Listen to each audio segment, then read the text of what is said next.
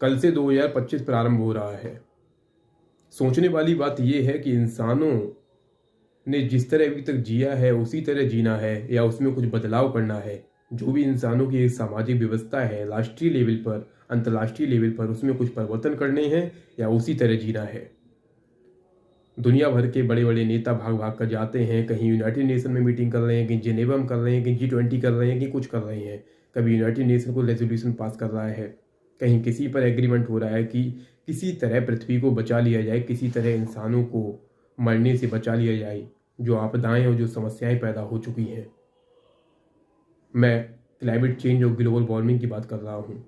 ये समस्याएं बाहरी नहीं है, ये समस्याएं इंसान के आंतरिक मन से निकलकर बाहर उपस्थित हो गई हैं। जब इंसान की अभिलाषा प्रकृति से ऊपर निकल जाती है तब ऐसे परिणाम उपस्थित होते हैं। इंसानी इच्छा अब इतनी बड़ी हो चुकी है कि प्रकृति के रिसोर्सेस, उसके संसाधन इंसानी इच्छा को पूरी नहीं कर सकती। संसाधन हमेशा सीमित होते हैं, इच्छाएं अनंत होती हैं। अब हर इंसान की इच्छा हिमालय जितनी बड़ी है, प्यास समुद्र जितनी बड़ी हो चुकी है, जिसको पृथ्वी तो नहीं झेल सकती। अगर किसी और ग्रह का इंतजाम हो चुका हो तो आप देख लें। और वास्तव में नेता या राजनेता या किसी भी राष्ट्र की कोई भी सरकार कुछ भी करने में असमर्थ है, अक्षम है, वह कभी सक्षम नहीं हो सकती। क्योंकि देश या राष्ट्र उसके नागरिकों से बनता है, और जब नागरिक में परिवर्तन नहीं होगा तो देश में किसी भी तरह का कोई परिवर्तन देखने को नहीं मिलेगा। सरकारें तो भिखारी हैं, उनको 5 साल में भीख मांगनी है, वो तो जनता से पीछे चलती हैं। बल्कि वास्तव में नेता या राजनेता ऐसा होना चाहिए, लीडर ऐसा होने चाहिए जो जनता का नेतृत्व करे, लीडरशिप करे, जनता के आगे चले। लेकिन ऐसा लोकतंत्र में संभव नहीं है, तो जनता को ही कुछ परिवर्तन करने होंगे। वैज्ञानिकों के अनुसार अब इंसानों के पास बहुत समय नहीं है। इंसान ने बहुत भारी संकट अब पैदा कर लिया है, जिसके लिए कुछ बहुत ही जल्द से जल्द इंसानी स्तर पर सोचने की प्रक्रिया पर कुछ बदलाव लेने होंगे। तब कहीं जाकर कुछ कार्बन एमिशन कम होगा और संकट टलने की संभावना है। नहीं तो कहीं सूखा, कहीं बाढ़, कहीं अत्यधिक बारिश, कहीं सुनामी, इस तरह की भयावह स्थिति देखने को मिलेगी और इंसान घुट घुट के कष्ट में प्राण त्यागेगा। ना तो धार्मिक तरह से आप लोग कुछ करने का प्रयास कर रहे हैं, ना ही राष्ट्र के नागरिक के तौर पर आप कुछ करने का प्रयास कर रहे हैं, ना ही इंसान होने के नाते, पृथ्वी के एक बच्चे होने के नाते, एक पुत्र होने के नाते अपनी माँ को बचाने का कुछ प्रयास कर रहे हैं। सोचने वाली बात यह है कि पृथ्वी का कुछ नहीं बिगड़ेगा। इंसान आते जाते रहते हैं, प्रजातियां आती जाती रहती हैं। इंसान पृथ्वी की केवल एक प्रजाति है। इंसान के विलुप्त हो जाने पर पृथ्वी पर कोई असर नहीं पड़ेगा। लेकिन पृथ्वी आपके लिए तभी तक माँ है जब आप पुत्र का दायित्व निभाएं। तो कुछ महत्वपूर्ण स्टेप तो आपको लेने पड़ेंगे। अब मैं गंगा की बात कर रहा हूं, मैं एक उदाहरण ले रहा हूं। भारत में गंगा को लोग माँ कहते हैं, और माँ की आप दुर्दशा देखो। माँ को नाला बना के रखा हुआ है, गटर बना के रखा हुआ है। नदी को नदी का भी सम्मान नहीं मिल रहा है। अगर आप नदी को नदी का भी सम्मान दें तो भी बात निराली होगी। आप माँ कहते हैं, उसको शर्म आनी चाहिए उन लोगों को जो गंगा को माँ कहते हैं और इस तरह की दुर्दशा करते हैं। मैं सभी से कह रहा हूं, जो नहाने जाते हैं उनकी भी यही बात है। पूरे भारत की स्थिति में बदलाव देखने को मिल रहा है। आप दिल्ली राजधानी को ही देखिए, कितनी भयावह और कितनी भयानक स्थिति हो चुकी है। दिल्ली एक गैस का चैम्बर बन चुका है। जो उसमें जाता है कम से कम 15 सिगरेट्स रोज पीता है वैज्ञानिकों के अनुसार। आप एक दिन गए, आपने 24 घंटे गुजारे, तो आपने 15-20 सिगरेट्स का धुआं जिसमें 200-300 तरह के भयानक विषैले तत्व होते हैं, आपने अपने अंदर ले लिए।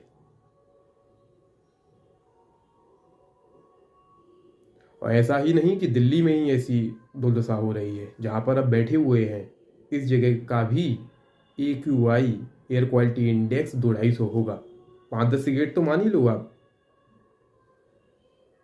और इस तरह के वातावरण में जो जहरीले गैसें घुली हुई हैं, चाहे मीथेन हो, चाहे सल्फर डाइऑक्साइड हो, ये आपको अंदर से पूरी तरह से बीमार कर रही है, जिससे हृदय रोग संबंधित बीमारी, COPD chronic obstructive pulmonary disease, जिसमें आपके ब्रोंकियल ट्यूब सिकुड़ने लगते हैं, जो इरिवर्सिबल डैमेज है, जो ठीक नहीं किया जा सकता, बस आपको इम्प्रूव किया जा सकता है, प्रोलॉन्गिंग लाइफ की जा सकती है। और लंग कैंसर जैसी घातक बीमारियां होती हैं।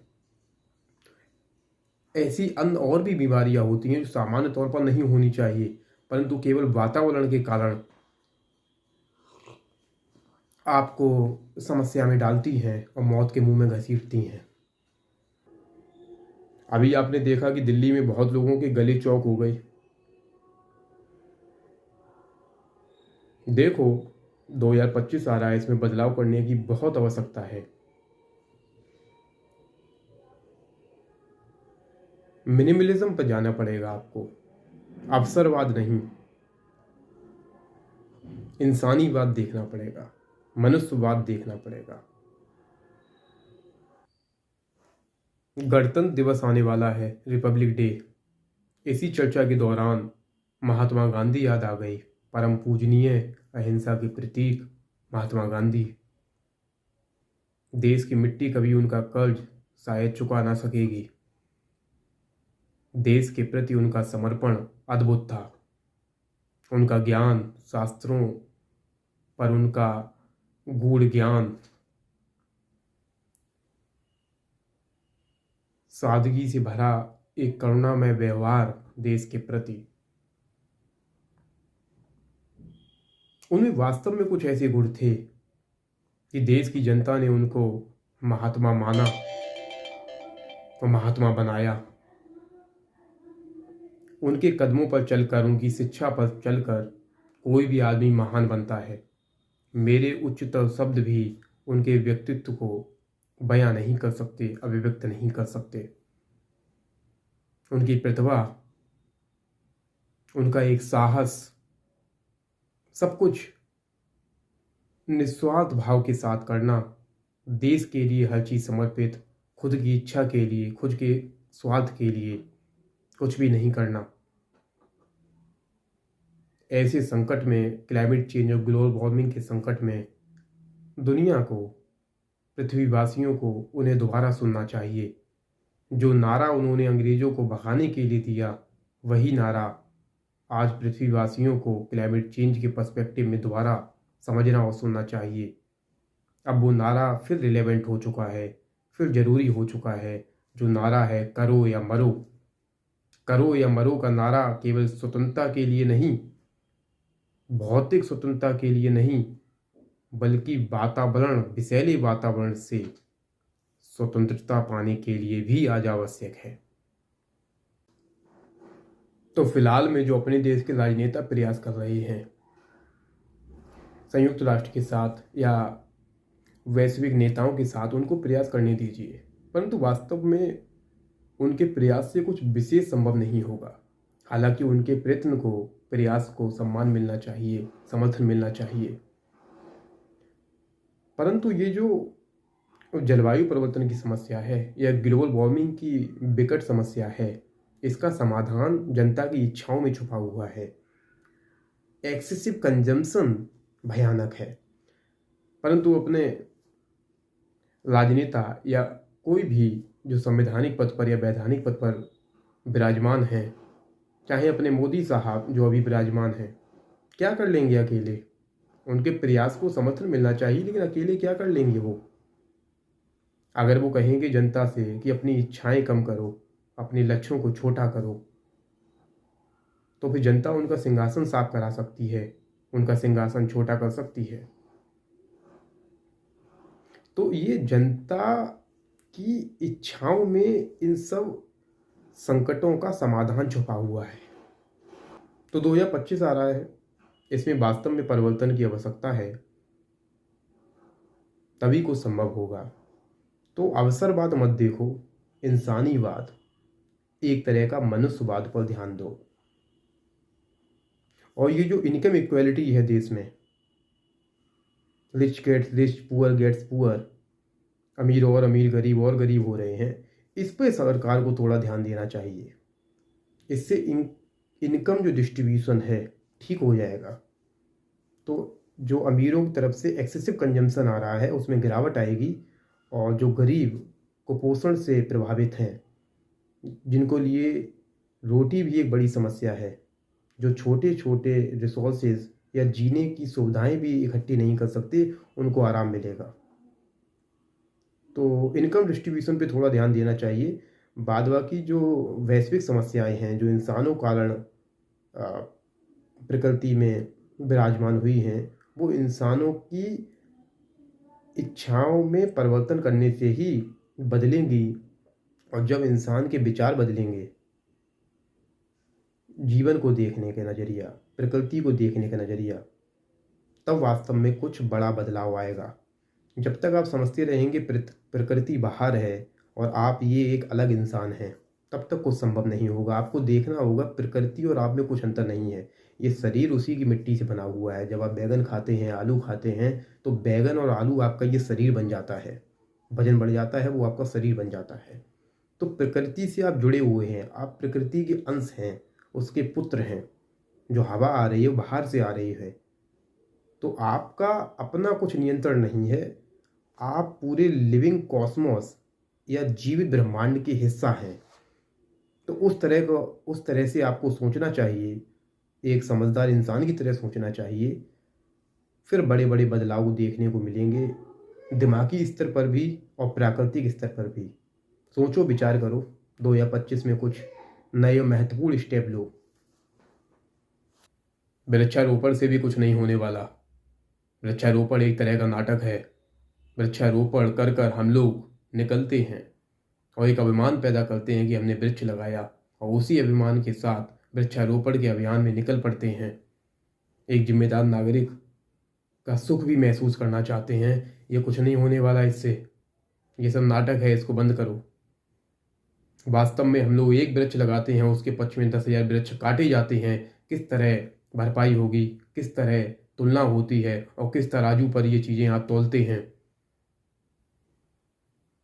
विश्वास मानिए, अब वैज्ञानिक पेपर उठा के देखिए, इस संसार में सबसे महत्वपूर्ण अगर कोई स्टेप है तो वो एक बच्चा कम पैदा करना है।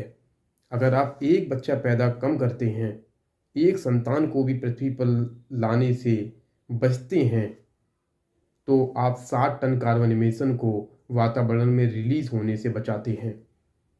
ये होते हैं ठोस कदम, जिनसे आदमी को धक्का लगता है, लेकिन ऐसे ही कदमों की आज आवश्यकता है। नाटकीय कामों से कुछ नहीं होने वाला। ठोस कदम की तरफ देखना पड़ेगा। आप अगर 1,000 वृक्ष भी लगाते हैं तो वो एक बच्चे की भी भरपाई नहीं कर सकता। और आप जानते हैं, ओवर पॉपुलेशन के कारण, जनसंख्या एक्सप्लोजन के कारण, जो फटने के कगार पर बैठी हुई है, कितनी बड़ी समस्याएं हैं। जब बच्चों के लिए अच्छा वातावरण नहीं होगा, अच्छा आसमान नहीं होगा, खाने के लिए शुद्ध खाना नहीं होगा, पढ़ाने के लिए उतनी उचित अर्थव्यवस्था नहीं होगी, उनको क्यों जीवन में बर्बाद करते हो लाकर, क्यों कष्टों दुखों में धकेलते हो। इसके लिए भी वही बात, मानसिक शुद्धिकरण चाहिए। आदमी जब तक जानवर बना रहेगा तब तक ये चीज़ें नहीं समझता। इंसानी बुद्धि अलग होती है। कंडीशनड होकर, संस्कृत होकर, इंडोक्ट्रिनेटेड होकर चलने पर पछता पैदा होती है, जिससे हर तरह के गलत डिसीजन होते हैं। और बाद में वही बच्चे गाली देते हैं माँ बाप को कि मुझे क्यों पैदा कर दिया, मुझे क्यों इस जालिम संसार में डाल दिया। तो दायित्व निभाना बहुत ज़रूरी है, और सब कुछ दायित्वों से पहले अपने आप को शिक्षित करना जरूरी है। शिक्षा केवल रोजगार का साधन नहीं होती, शिक्षा इंसान को इंसान बनाती है। जानवर के लेवल से उठाकर परमात्मा के लेवल पर रखती है। मैं कई बार कह चुका हूँ, आज पर्यावरण के विषय में भी इस बात को दोहरा रहा हूँ। सोचो, हम लोगों के हाथ में ही सब है, हम लोग ये कष्ट भोगते हैं।